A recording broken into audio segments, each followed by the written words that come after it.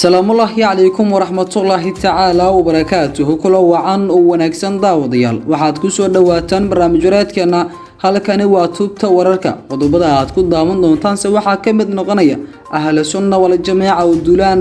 gaadma ay ku soo qaaday caasimada maamulka galmudug xilli deegaano fara badan oo ku tirsan caasimadaasi ee gacanta ku dhiganba xogo dheeraad ah ayaan kageena daawadayaal barnaamijyadeena ayaan kugu soo gudbin doonaa sidoo kale waxaad ku daawan doontaan dagaal qasaare kala duwan geystay oo maanta ka dhacay magaalada Dhuusamareeb ee xarunta gobolka Galgaduud barnaamijyadeena ayaan kugu soo gudbin doonaa saaxiibayaal sidoo kale waxaad ku daawan doontaan ahla sunna wal jamaa oo hub aruursi diyaar garow ka wada duuleedka Dhuusamareeb gaar ahaanba deegaanka Huurshe maxay taas hub aruursiga yaa ka taageeraya saanada military kula dagaalamayaan maamulka Galmudug iyo hogaamiye Axmed Cabdi Kaariye Qorqor wadin soo gudbin doonaa saaxiibayaal sidoo kale waxaad ku daawan doontaan kolanya ciidan oo hogaaminayo Jarnaal Abuukar Xaaji Warsame Maxuud oo lagu arkayo baladweyne xilli ciidamada taabacsan Ali Jeeto Usmaan lagu aruuriyay xeerada lama galay ee bartamaha magaalada baladweyne xilli gacan ka heynta guud ee baladweyne waqti xadarkan ay gacanta ugu jirto ciidamada ka amar qaata maleeshiya taabacsan Jarnaal Abuukar Xaaji Warsame Maxuud wadin soo gudbin doonaa saaxiibayaal qodobadaas iyo qodobo kale ayaad ku daawan doontaan daawadayaal halkani waa tubta wararka xasuusiyo hadii ay taa markii kugu horeysay ku soo gaaray waxaan ka codsanaynaa subscribe barteena sidoo kale gambeelka furo subscribe channelkeena YouTube-ka ee tubta wararka sidoo kale gambeelka furo si wararka loo soo dhigay ku soo gaaraan mahadsanid aan ku bilownay ciidamada ka amar qaata hogaamiyaha maleeshiyaadka ahla sunna wal jamaa ee lagu magacaabo Maalim Maxmuud ayaa duulaan guracan ku soo qaaday caasimada maamulka Galmudug ee Dhuusamareeb ciidamadan oo bilooyinkii ugu dambeeyay hub aruursi ka waday deegaanka Huurshe ee duuleedka Dhuusamareeb ayaa waxay maanta barqadii weerar ay ku soo qaadeen ciidamada taabacsan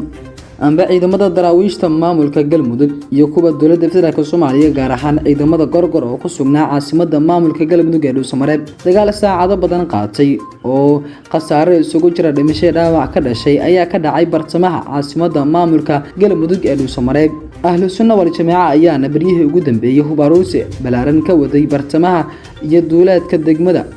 Dhuusamareeb ee gobolka Galgaduud halkaas oo bariyihii ugu dambeeyay hub aruursi ka wadeen deegaanka Huurshe si kasta haatee ahlu sunna wal jamaa ayaa jabaad u qarar ka soo gaaray dagaal dabiiqadii sanadkii 2021 ciidamada taabacsan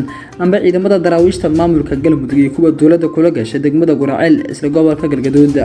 si kasta haatee qasaaruhu ayaa inta ka sii badanayo balse weli waxa laga baqdan qabaa in mar kale dagaalku uu ka dhaco halkaasi dhinaca kale si wararka inaga soo gaaraya magaalada Dhuusamareeb ee xarunta maamulka Galmudug ayaa sheegay inuu ka qaraxay halkaasi dagaal u dhaxeeya ciidamada ka wada tirsan kuwa dowladda ciidamada ka tirsan kuwa gorgor iyo ciidamada booliiska ilaaliya xarunta degmada iyo baraha kontaroolka ee u dhow ayaa dagaal culus u dhaxmaray kadib markii ciidamada gorgor ay ka hor yimideen howlgallo ay wadeen ciidamada booliiska oo ka dhan ahaa maandooriyaha wararka ayaa intaas ku sii darayay in ciidamada dagaalka u dhaxeeyay inuu jiraba qasaare dhaawac oo labada dhinac iyadoo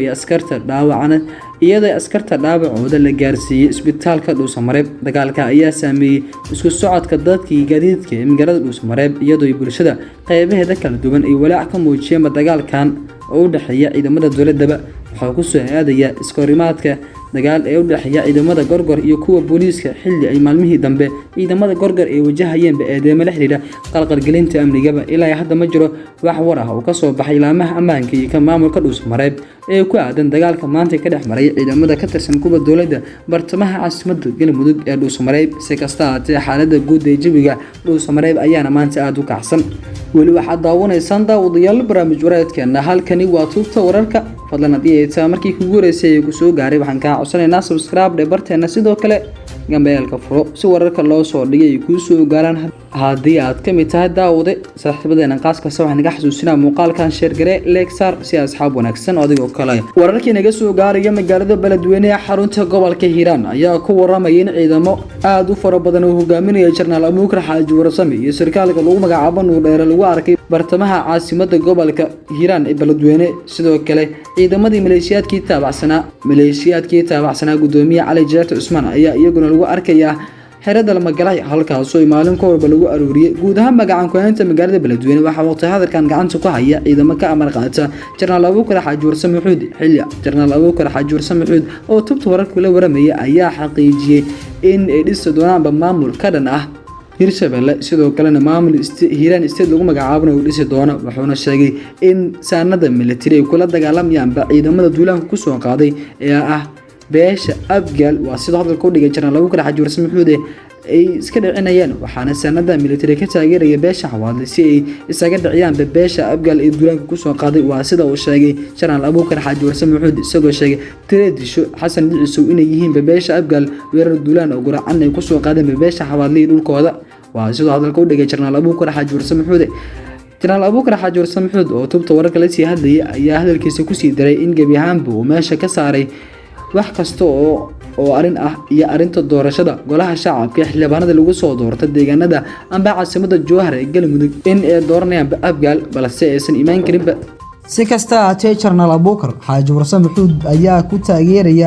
ayaa ku adkeysanaya go'aanka xildhibaanada lagu soo doortay Jowhar inaysan Beledweyne imaanin haddii ay imaadaanse ay jeelka liintu ka cabi doonaan xabsigana u taxaabi doono si kasta aatee banaanbaxyo waaweyn oo lagu taageerayo jarnaalkan ayaa 3 maalmood tagtay ka dhacay magaalada Beledweyne ee xarunta gobolka Hiiraan taasoo lagu taageerayo General Abuukar Xaaji Warsame Xuud dhinaca kale daawadayaal shirka golaha wadatashiga qaran ayaa Muqdisho ka socda maalintii labaad xilli midowga musharaxiinta mucaaradku ay maanta qayb ka noqdeen shirkaas iyaga oo go'aano ka dhan ah madaxweynihii hore ee dalka Maxamed Cabdullaahi Maxamed Farmaajo ay horgeeyeen taasi oo ku aadan in Farmaajo laga saaro gabiyaanba filla Soomaaliya banaankan dibadjoog ku noqdo si musharaxiinta azaagiisa ay u hanqaltaagaya 4 sano ee soo socotay inay maamulaanba filla Soomaaliya in uu ka mid noqdo oo Muqdisho qaybaheeda kala gedisan guri ka kiraysto si oosan filladaba ragaadu ku sii lahaan oosan u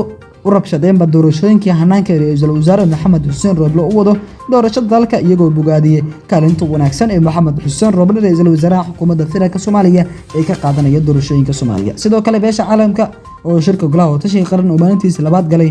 ay iyaguna qayb ka noqdeen ayuu ku amaaneen Maxamed Xuseen Roble kaalinta wanaagsan ay ka qaadanayo doorashooyinka dardargelinta doorashada iyagoo sidoo kale ku baaqay in golaha wadatashiga qaran heshiisyo waafaqsan iyo jadwal rasmi ah ee lagu soo gabagabeyn karo doorashooyinkan daba dheeraaday ee sanadka sii cagacageenaya ee Soomaaliya rafaadiyay in ay waqti waqtiga badan jadwal rasmi ah u sameeyaan si lagu soo afmeero si kasta haatee xaaladda guud ee Soomaaliya ayaa degan iyadoo la hadalhayo shirka golaha wadatashiga qaran taa ayaan ku sii muujin saaxiibayaal guud ahaan wanaagenta barnaamijyadeena aad ka daawanaysiin tubta wararka fadlan hadii ay tahay markii kugu horeysay ku soo gaaray waxaan ka codsanaynaa subscribe barteena sidoo kale gambeelka furo si wararka loo soo dhigay ay ku soo gaaraan hadii aad ka mid tahay saaxiibadana qaas kasta waxaan iga xasuusinahay muuqaalkan share garee like saar si asxaab wanaagsan adigoo kale u helno waad ku mahadsantahay daawashada muuqaalkani waxaynu madalaha muuqaalkan kiis xiga hadii uu baweyna kala noqdo waad ku mahadsantahay daawashadaada